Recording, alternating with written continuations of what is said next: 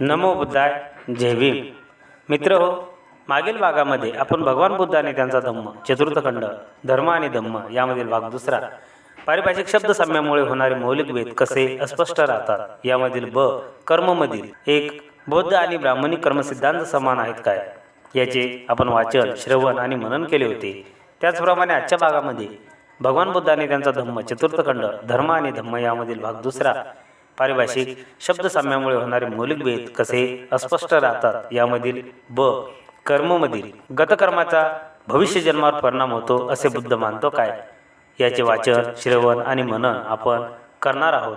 Video शेवटपर्यंत पहा. 2. गतकर्माचा भविष्य जन्मावर परिणाम होतो असे बुद्ध मानतो काय. कर्मसिद्धांत बुद्धाने सांगितला कराल तसे भराल असे सांगणारा तो पहिलाच होय. तो कर्मसिद्धांतावर इतका भर देत असे की त्याच्या म्हणण्याप्रमाणे कर्मसिद्धांताच्या दृढ परिपालनाविना नैतिक सुव्यवस्था अशक्य आहे. भगवान बुद्धाचा कर्मसिद्धांत हा कर्म आणि त्याचा वर्तमान जीवनावर परिणाम ह्यापुरताच मर्यादित होता. तथापि अधिक विस्तृत असाही एक कर्मसिद्धांत आहे आणि या कर्मसिद्धांताप्रमाणे गतजन्मीच्या कर्माचा कर्मात अंतर्भाव होतो. माणूस गरीब कुळात जन्मास आला तर या सिद्धांताप्रमाणे त्याचे कारण त्याचे गतजन्माचे दुष्कर्म, तो श्रीमंताच्या घरात जन्माला तर त्याचे कारण गतजन्मीचे सत्कर्म. जन्मतःच माणसात काही व्यंग असले तर त्याचेही कारण त्याचे गतजन्मीचे दुष्कर्म हा अत्यंत दृष्ट सिद्धांत आहे. कर्माचा असा अर्थ लावला तर माणसाच्या श्रमाला काहीच स्थान उरणार नाही. सर्व काही गतजन्मीच्या त्याच्या कर्माचे पूर्वनियोजित केल्यासारखे होईल.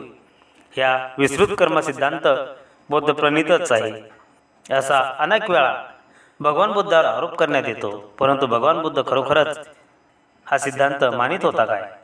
ह्या सिद्धांताची बरोबर परीक्षा करण्यासाठी तो ज्या शब्दात सामान्यतः सांगितला जातो त्यापेक्षा वेगळ्या शब्दात सांगणे योग्य होईल. गतकर्म हे माणसासमवेत जाते असे म्हणण्यापेक्षा ते वारसा म्हणून येते हे म्हणणे अधिक संयुक्त आहे.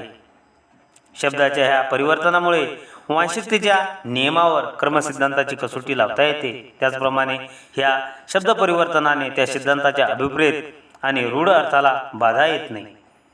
जे दोन प्रश्न एरवी माणसाला या सिद्धांताविषयी विचारणे शक्य झाले नसते ते सिद्धांत निराळ्या भाषेत मांडल्यामुळे शक्य झाले आहे. हे जे दोन प्रश्न आहेत त्या दोन प्रश्नांची उत्तरे दिल्याशिवाय या सिद्धांतात स्पष्ट होत नाही. पहिला प्रश्न हा की गतकर्माचा वारसा कसा लाभतो, त्याची प्रक्रिया कशी असते. दुसरा प्रश्न असा की वांशिकतेच्या दृष्टीने गतकर्माचे रूप कसे असते. ते वंशानुगत मातापितरापासून चालत आलेले असते की नंतर स्वतः संपादलेले असते. आपल्या मातापित्यापासूनच आपल्याला काय मिळते. शास्त्र सांगते जेव्हा वीर्य जंतूचा गर्भाशयातील अंड्याशी संयोग होतो तेव्हा प्राण्याच्या जीवनाला प्रारंभ होतो. वीर्यजंतूच्या शरीराच्या अंड्यातील केंद्रापासून प्रवेश होणे म्हणजे उत्पत्तीचा प्रारंभ. प्रत्येक मनुष्य प्राण्याचा उगम हा मातेच्या गर्भाशयातील अंडे आणि पितेच्या वीर्यजंतू या संयोगाने म्हणजेच दोन सजीव पदार्थाच्या दोन कानाच्या युक्तीने होत असतो.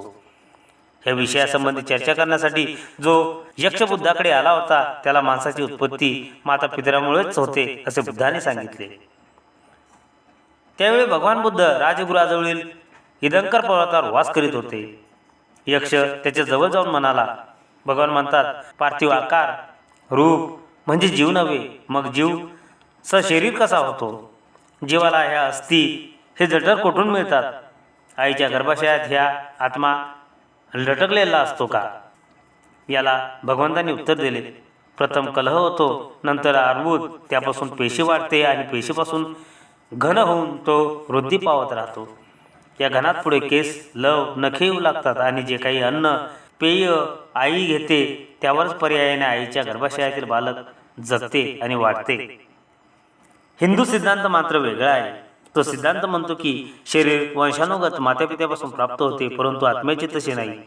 तो शरीरात बाहेर राहून आत ठेवलेला आहे, अर्थात कोठून हे काही सिद्धांत सांगू शकत नाही. आता गतकर्माचे स्वरूप कसे असते या दुसऱ्या प्रश्नाकडे वळताच एका गोष्टीसंबंधी निश्चिती केली पाहिजे. ती म्हणजे कर्म हा वंशानुगत गुणविशेष समजायचा की स्वतः संपादलेला गुण समजायचा. या प्रश्नाचे उत्तर आल्याशिवाय वंशानुक्रमाच्या शास्त्रीय सिद्धांताची त्याला कसोटी लावता येत नाही. परंतु या किंवा त्या दृष्टीने त्याचे उत्तर आले तरी हा कर्मसिद्धांत हा अर्थपूर्ण आहे किंवा अर्थहीन आहे हे ठरविण्यास शास्त्र सहाय्य करू शकेल काय? शास्त्रानुसार मुलात आईबापाचे गुण विशेष उतरतात. हिंदू कर्मसिद्धांताप्रमाणे बालकाला त्याच्या आईबापापासून देहापलीकडे काहीच मिळत नाही. हिंदू सिद्धांताप्रमाणे गतकर्म हे मुलाच्या आपल्या जन्माबरोबर स्वतः आपण आपल्यासाठी आणलेला वारसा आहे. त्यात आईबापाचा काहीच भाग नसतो, सर्व काही बालक आपल्या बरोबरच आणते. अशा प्रकारचा सिद्धांत बुद्धीस पटणारा ठरत नाही. वर सांगितल्याप्रमाणे बुद्ध आपल्या बुद्धिसंगत सिद्धांतावर विश्वास ठेवित नाही. या विषयाची चर्चा करताना मनुष्य आपल्या चांगल्या वाईट कर्माच्या परिणामापासून मुक्त होतो काय या प्रश्नाचे स्थावीर नागसेनाने राजा मिलिंदला उत्तर दिले आहे. जर पुनरुक्ती झाली असेल तर तो आपल्या कर्माच्या परिणामापासून मुक्त होतो, जर पुनरुक्ती झाली तर तो मुक्त होणार नाही. राजा मिलिंद म्हणाला, नागसेन, एक उदाहरण देऊन आपले म्हणणे अधिक स्पष्ट कर. राजा, असे समज एक मनुष्य दुसऱ्या माणसाचे आंबे चोरतो, चोरणारा शिक्षापात्र ठरतो काय? होय, परंतु माणसाने जे आंब्याचे बीज जमिनीत लावले होते ते आंबे त्याने चोरलेले नाहीत, मग तो शिक्षापात्र का? कारण त्याने जे आंबे चोरले ते लावलेल्या आंब्याचेच परिणाम स्वरूप होते.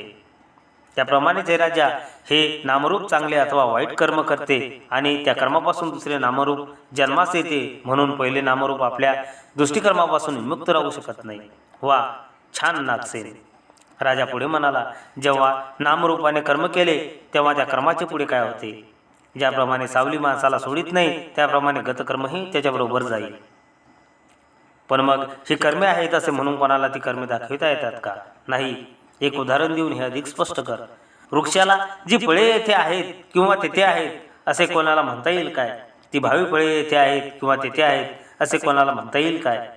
निसंशय नाही. त्याचप्रमाणे हे राजा, जोपर्यंत जीवनाचे सातत्य खंडित झाले नाही तोपर्यंत गतकर्मे दाखविता येत नाही.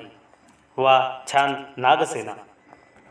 मित्र, भगवान बुद्धाने त्यांचा धम्म चतुर्थ खंड धर्म आणि धम्म यामधील भाग दुसरा पारिभाषिक शब्द साम्यामुळे होणारे मौलिक भेद कसे अस्पष्ट राहतात, यामधील कर्म यामधील गतकर्माचा भविष्य जन्मावर परिणाम होतो असे बुद्ध मानतो काय याचे आपण वाचन, श्रवण आणि मनन केले आहे.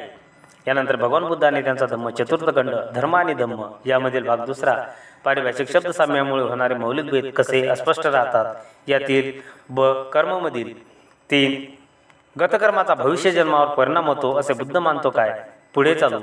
याचे वाचन, श्रवण आणि मनन आपण नेक्स्ट व्हिडिओमध्ये करणार आहोत, म्हणून नेक्स्ट व्हिडिओ अवश्य बघा. जय भीम, जय बुद्धाय.